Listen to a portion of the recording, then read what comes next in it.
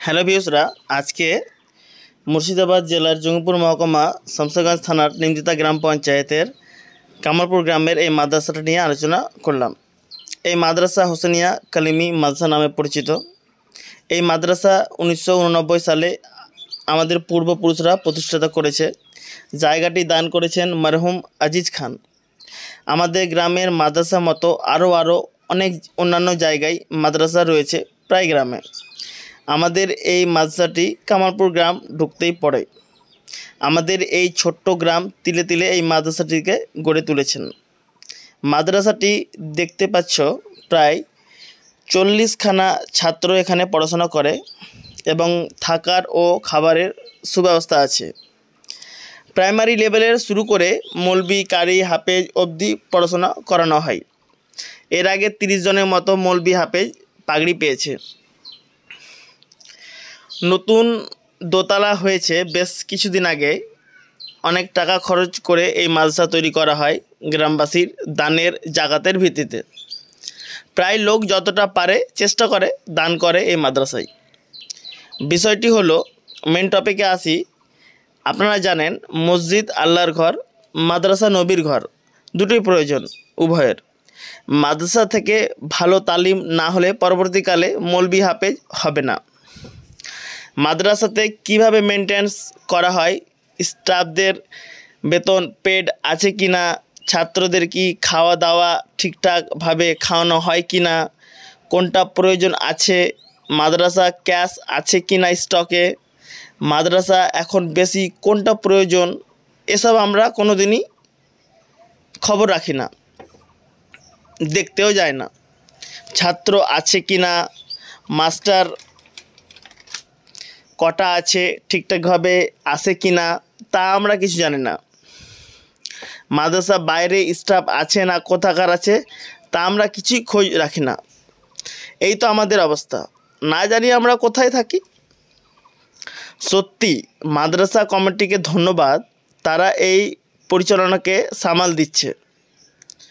তারা নিজের পরিবারকে যেমন দেখে ঠিক তেমনি তার চেয়েও বেশি মাদ্রাসাকে দেখে এবং তার রক্ষণাবেক্ষণ করে।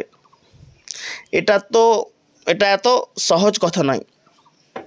স্টাফদের বেতন, ইলেকট্রিক বিল, ছাত্র সমস্যাদের মধ্যে রান্নার খাওয়ার কি আছে কি নাই, হঠাৎ গ্যাস শেষ হয়ে যাওয়া, ঠিক সময়ে পৌঁছানো, সব সময়ের ব্যস্ততার মধ্যে দিন কাটে এই কমিটির প্রায় মাস্টার। সবথেকে বড় কথা হচ্ছে মাদ্রাসাতে লাখ লাখ টাকা ব্যাংকে থাকে, তাহলে ভালো লাগে।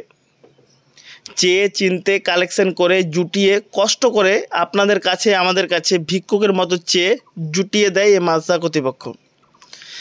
এত সহজ কাজ নয়। বছরে একবার টাকা লিখিয়ে দিলাম, তারপর গোটা বছর উধাও। টাকা তো নিজে থেকে দিতে যাব না, আর টাকা চাইতে এলে আজ নেই কাল পরশু করতে ব্যস্ত। কমিটি কাজ হয়তো আমরা করতে পারবো না, কিন্তু পাশে দাঁড়িয়ে তাদের বিপুল পরিমাণে অর্থ দিয়ে নিজেরা পাশে থেকে অনেক কিছু করিয়ে নিতে পারি। একের বোঝা আর 10-এর লাঠির মতো অবস্থা। আমাদের কিছু কর্তব্য রয়েছে এই মাদ্রাসার প্রতি। আমাদের নজর রাখতে হবে মাদ্রাসার প্রতি। আপনি অন্য মাদ্রাসা খোঁজ রাখেন আর না রাখেন, নিজের গ্রামের মাদ্রাসার মসজিদের ওপর খোঁজ রাখতে হবে। আপনারা দেখতে পাচ্ছেন মাদ্রাসাতে কতটা কাজ বাকি আছে। প্লাস্টার করতে হবে, ভালো একটা রং করতে হবে, মাইক নেই, ইনভার্টার নেই, এত গরমে ছাত্ররা থাকছে, লাইন পালিয়ে যায়, মাঝে মধ্যে অন্ধকারে থাকতে হয়। চার্জার লাইটে নিয়ে কি আর পড়া হয়? বাড়িতে আপনারা রোজ ভালো খাবার খাচ্ছেন, মাদ্রাসাতে কি খাচ্ছে ওরা কখনো খোঁজ নিয়ে দেখেছেন?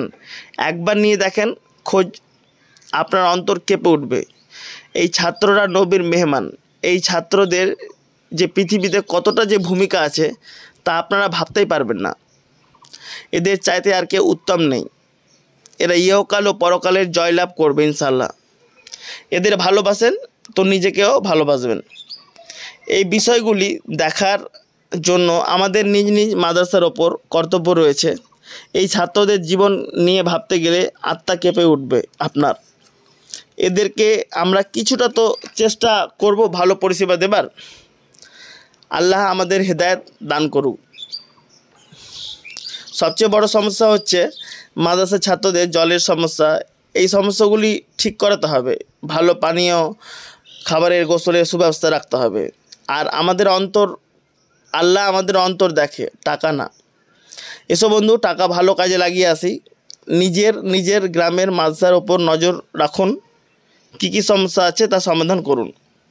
খোদা হাফিজ। আসসালামু আলাইকুম ভিউয়ার্সরা। এবং আমার এই চ্যানেলটিতে আপনারা যারা নতুন আছেন অবশ্যই সাবস্ক্রাইব করবেন, ভালো লাগলে লাইক করবেন এবং অন্যের মাঝে শেয়ার করে দিবেন।